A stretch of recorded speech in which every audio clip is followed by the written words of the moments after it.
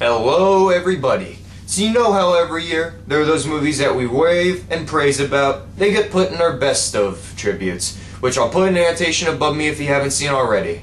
But of course, when there always comes the best, there's the ones where we want to gouge our eyes out, the ones where we want to run out of the theater, and the ones where we fall asleep from boredom or just laugh at the unintentional comedy. And yes, my friends, that is the worst of 2011.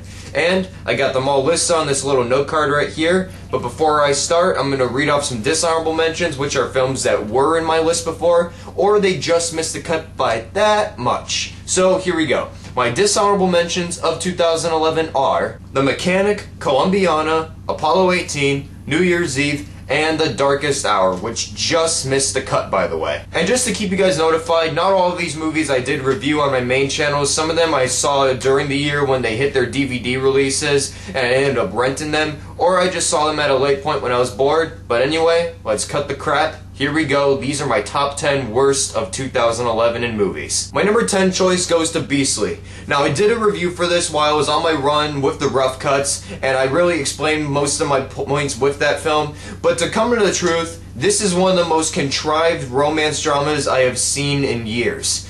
Alex Pettyfer plays one of the most conceited and arrogant douchebags I have seen in a movie in a while at the same time, while he acts like throughout, of course the movie has to change his character in just one scene, and of course there's one cliche you can already find right there. But the biggest problem I have with this movie is how contrived the events are to get he and Vanessa Hudgens' character together in this film.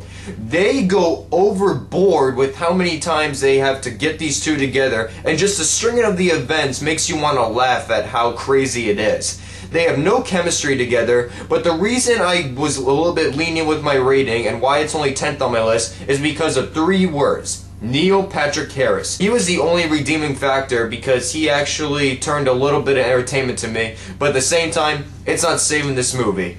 The background sets look like they were gotten from an elementary school play. The dialogue is absolutely horrible, and some of the attempts at humor that happen in this film are just laughable, but in the unintentional way, of course. Coming in at number 9 is Sucker Punch. Now, this is a movie that I was really anticipating because of Zack Snyder. He made one of the best horror remakes in ages with Dawn of the Dead. He made a very entertaining film called 300, which I know a lot of you know of. And also, we gotta admit, he was really the only man that could do Watchmen, and he nailed it down better than almost any director that could have made it.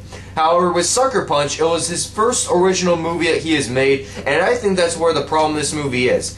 This movie has very cool visual effects, I won't lie, but the rest of this movie is just one big mess. It has bad acting from several stars. All of the events are just stringed together in which it's just one big set piece after another, which really has nothing to do with the plot or anything. Sure, this movie can be said as mindless entertainment for those who like it, but I found it to be one giant mess in which Zack Snyder just simply did it just so he can make one big excuse for showing all these big set pieces without a good story or anything else to go along with. Sure, it may sound a little harsh at times, but Zack Snyder just hyped me up to a point of degree where I thought this movie could be one of the best experiences of my life, but what it turned out to be was possibly the biggest mess he'll ever make in his career. Coming in at number 8, Just Go With It. The first of 2 Adam Sandler movies to hit this list. This movie felt like one of the longest experiences I've ever had to go with in my life. Haha, I get that? I just did a pun. No, that was stupid. Never mind. This movie, as usual, features the stupid, childish humor that Adam Sandler has been falling upon for the last 5 years or so, in which the kids are some of the worst acting I have ever seen in my life by both Bailey Madison and Mason Cook. Jennifer Aniston, while granted she does look pretty good for 42, I'll admit she just doesn't have enough to do with this film. And who would really buy Adam Sandler and Brooklyn Decker in this film? There is like a 20-year age gap between those two.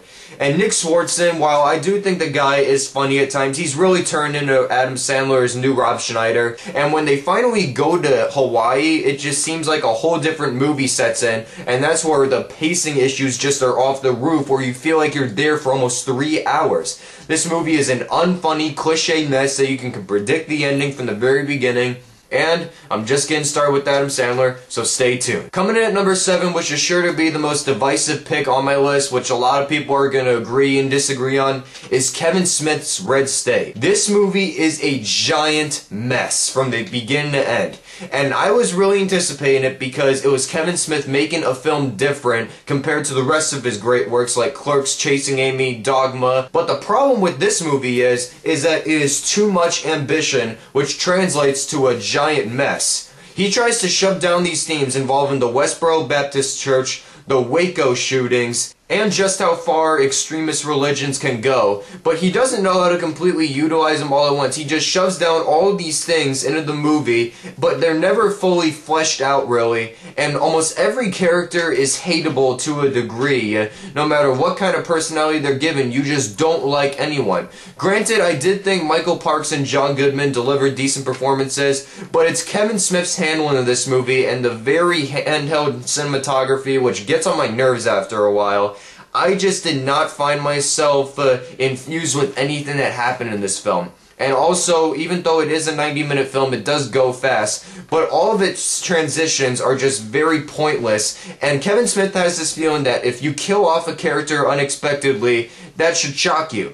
If you like them, it will. Not if you don't. Coming in at number 6, another Happy Madison movie to make the list. Zookeeper. Kevin James has just gone so downhill since King of Queens that I don't even know what to say to the guy. I mean, sure, he was really good in Hitch, but if you look at the rest of his performances, this has got to be one of his absolute worst. He was one of the co-writers for this movie, and of course the lead star, but the problem is it's almost the exact type of comedy you expect from an Adam Sandler movie, in which it's just a bunch of pratfalls of people running into stuff or tripping, or even just bodily gags. It's just so dumb. And especially because the only redeeming thing about this movie is that the animals were voiced by decent actors at best, but the rest of this movie is just a cliched mess in which it's nothing but stupid pratfalls that make you want to leave because you've seen them so many times. And Kevin James, I don't know what to tell you, but you're going to have to do a lot to redeem your career for the past few years of movies that you have given us. At number 5, we have Abduction.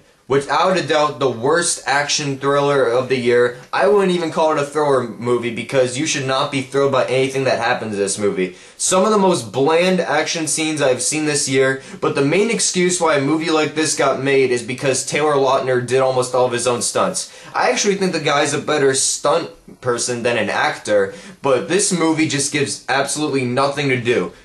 Without a doubt, one of the worst scripts written this year, some of the worst dialogue I've heard, especially for the WTF line of the year, I hate balloons. If you've seen the movie, you know who said that line, and I'm sure you probably laughed because of the unintentional saying of it just as much as I did. But like I said, horrible acting and just bad direction by John Singleton. He actually tried to make it accessible to the Twilight crowd to see this, and that's why this movie fails to an even greater degree. I really wish he'd get back to directing stuff like Boys in the Hood, because that was his heyday. But when you're working with Taylor Lautner, not much can be said for the future of your film.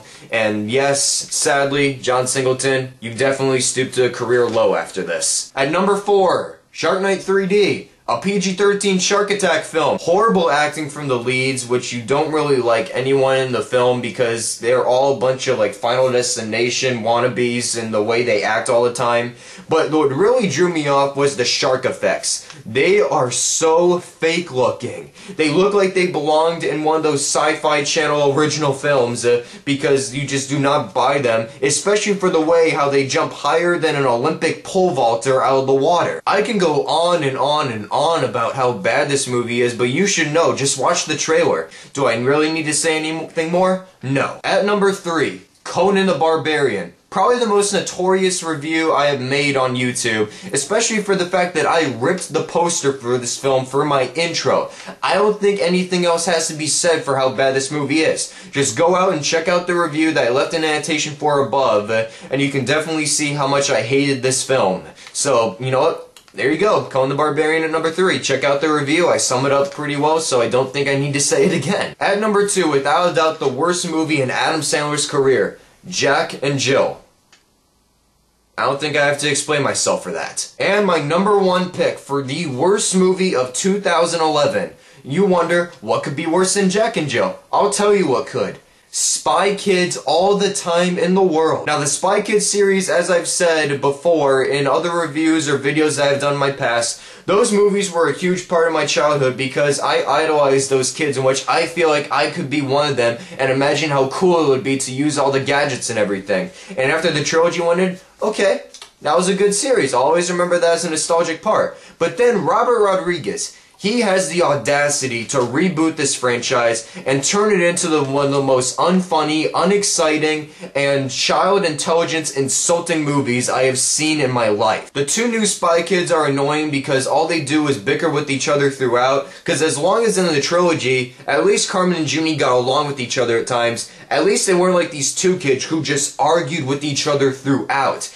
But what really hit me overboard with this film was not just the kids acting, it was using the holy trinity of comedians you had in this film, which were Jeremy Piven, Joel McHale, and Ricky Gervais, and they are just wasted with just very unfunny gags in which I just felt so much pity for them. But it's not just for the fact that this movie does not feel like a Spy Kids movie from the past, it's that it uses all these stupid gags including puke, pee, poop, and more, in which really, come on, Robert Rodriguez, I've never seen you stoop down this low. This movie is an insult to a child's intelligence because it thinks that they can make children laugh at some of the stupidest sight gags. They must think children are the stupidest people on earth if they think that they're gonna laugh at the kind of things that happen in this film. But the only reason it was really made, it feels like, was for the aromascope. And some of the things that appear, they actually expect you to smell.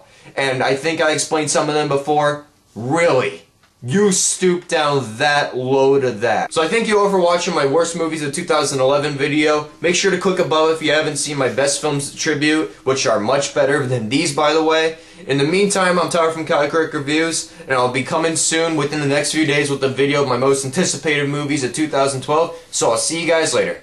Goodbye, and make sure to tell me what your worst movies of this year were below in the comment box.